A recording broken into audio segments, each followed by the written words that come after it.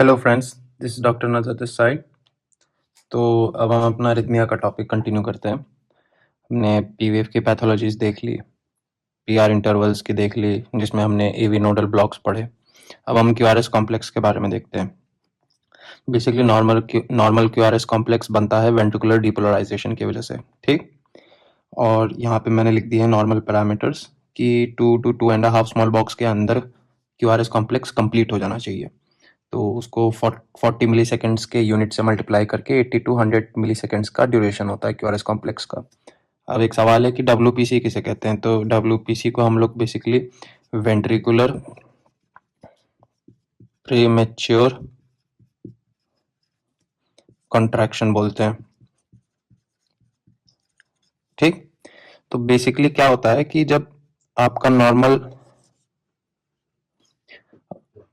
ECG wave pattern बनता है तो इसमें क्या होता है कि क्यूआरएस कॉम्प्लेक्स कभी कभी ओवर फायर करता है। मतलब डिस्पाइट ऑफ क्या कहते हैं ऐसे नोड फायरिंग, एक प्रीमेच्योरली फायर होता है, ठीक। तो नॉर्मल तो आपका आप जानते हैं नॉर्मल ऐसे बनता है। नॉर्मल में आपको बेसिकली जो क्यूआरएस कॉम्प्लेक्स होगा वो नैरो होना चाहिए, ठीक। और इन पैरामीटर्स को फॉलो करना चाहिए। लेकिन प्रीमेच्योर कॉन्ट्रैक्शन का मतलब ये होता है कि नॉर्मली जो करंट फ्लो हुआ हार्ट के थ्रू, मान लो अगर यहाँ पे मैं हार्ट बनाऊं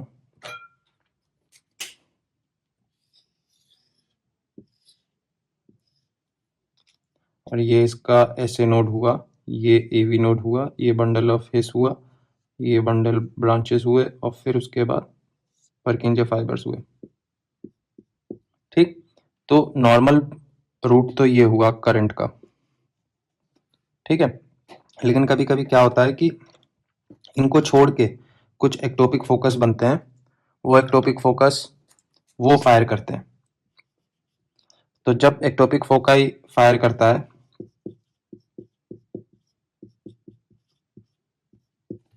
तो एक्टोपिक फोकाई जब फायर करता है तो वेंट्रिकुलर प्रीमेच्योर इंपल्सेस बनते हैं, ठीक।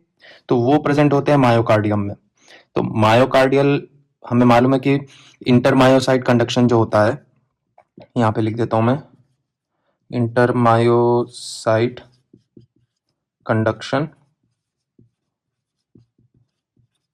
और यहाँ पे लिख देता हूं नॉर्मल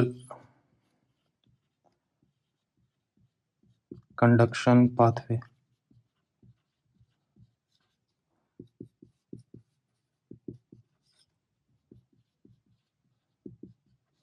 तो नॉर्मली क्या होता है कि जो नॉर्मल पाथवे है, ऐसे नोड से फायर हुआ, एवी नोड में गया, एवी नोड से बंडल ऑफ हेस, उसके बाद पर्किंजे फाइबर्स तक चला गया।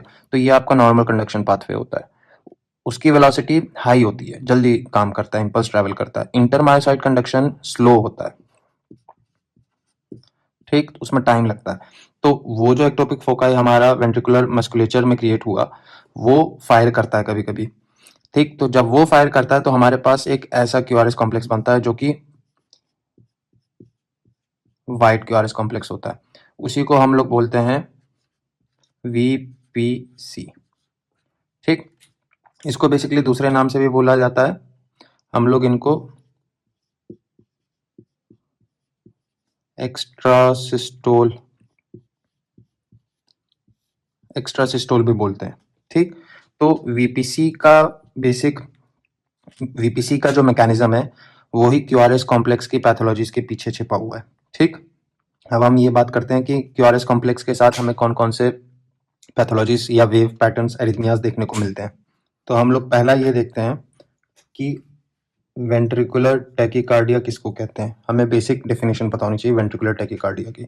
वेंट्रिकुलर टैकीकार्डिया का मतलब ये हुआ कि आपके पास 3 = 3 या मोर देन 3 कंटिन्यूस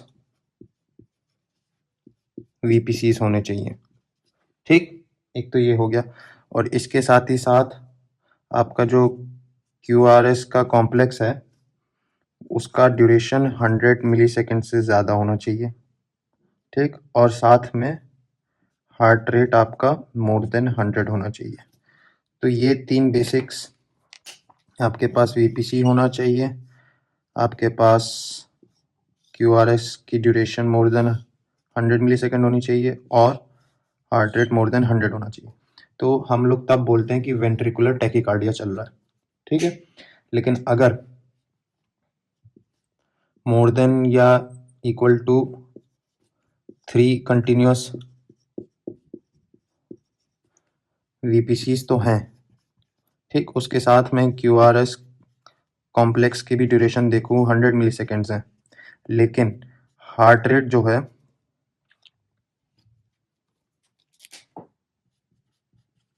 वो लेस देन 100 आ रहा है, तब हम लोग इस पैथोलॉजी को बोलते हैं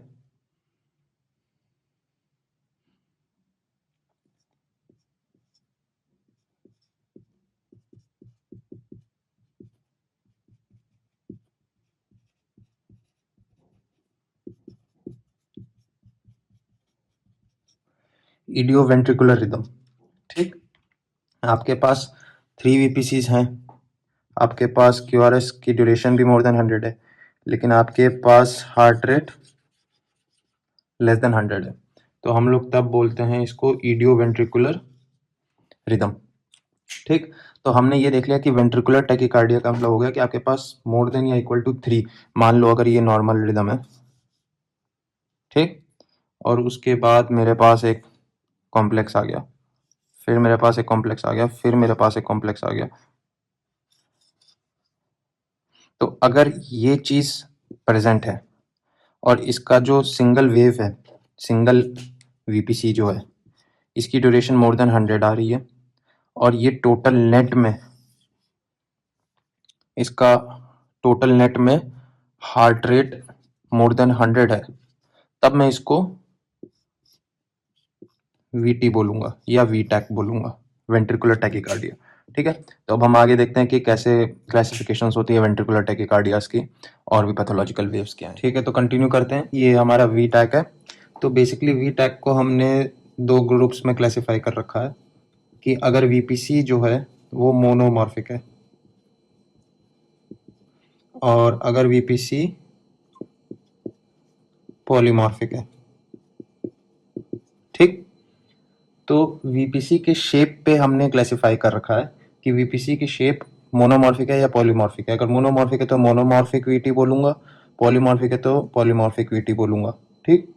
तो मैं बना के दिखा देता हूँ कि अगर मोनोमॉर्फिक वीटी है तो आपको जो वेव पैटर्न होंगे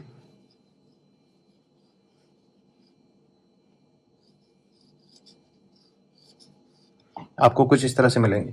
तो यहाँ पे जो पैटर्न है ना, आप ध्यान से देखोगे तो सब में ही सेम दिख रहा है आपको, ठीक। और सिंस वाइड है, वाइड क्यूआरएस कॉम्प्लेक्स बन रहा है, तो ये वीपीसी तो हो ही गया। सिंस सारे एक जैसे दिख रहे हैं हाइट में भी और ड्यूरेशन में भी, तो इसको मोनोमॉर्फिक बोला गया है। अगर मैं पॉलीमॉर्फिक की बात करूं तो पॉलीमॉर्फिक का कुछ इस तरह से बनेगा,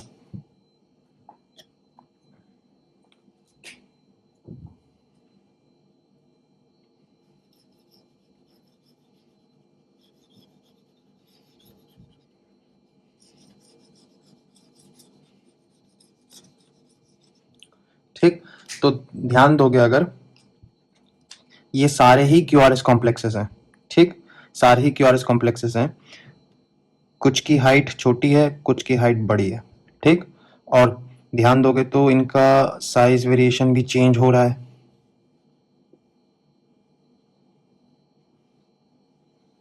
ठीक। इसमें भी वैसा ही है, देख लो।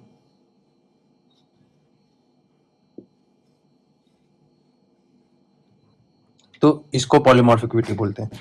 पॉलीमॉर्फिक को हम लोग दूसरे नाम से भी बुलाते हैं, इसको हम लोग बोलते हैं TDP, मतलब टॉर्सैडिस डिपॉइंटे,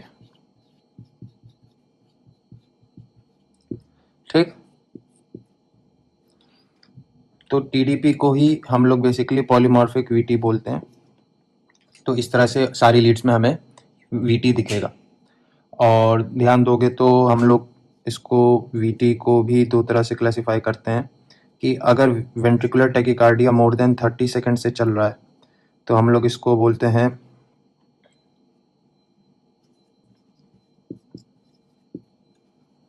सस्टेन्ड वीटी।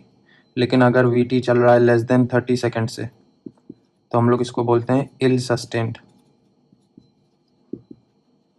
वीटी। ठीक है, तो हमारा वेंट्रिकुलर टैकिकार्डिया का टॉपिक कंप्लीट हो गया है। ठीक, अब हम आगे देखते हैं कि फिब्रिलेशन क्या होता है और फ्लटर क्या होता है।